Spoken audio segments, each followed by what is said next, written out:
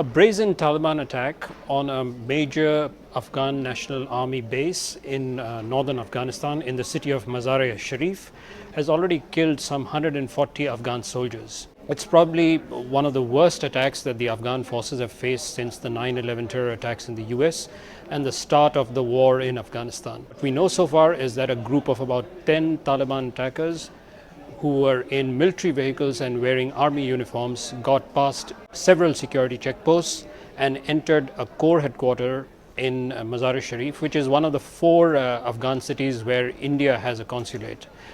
These men walked in and they triggered explosions, they opened fire, they targeted soldiers who were in a dining hall and in a mosque. And we know that there are 140 confirmed casualties, but there are reports suggesting that the death toll could be as high as 170. Now, this is a pretty brazen attack, and it's also significant because the Taliban have claimed that at least 4 of the attackers involved in this attack were people who had served in the Afghan army and then had defected. So, they had inside information about how the army functions. This is, of course, a serious security breach, and it shows how far the Taliban have been able to infiltrate the Afghan forces.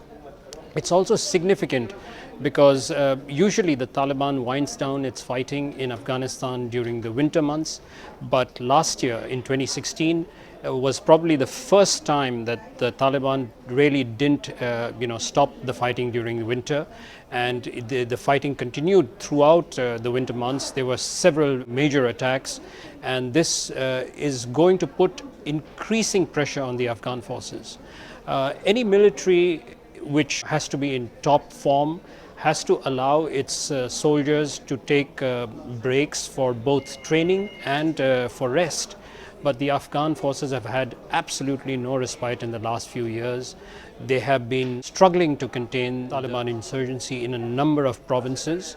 And in fact, the attack that was carried out yesterday was in an area that is believed to be far more secure than other parts of Afghanistan.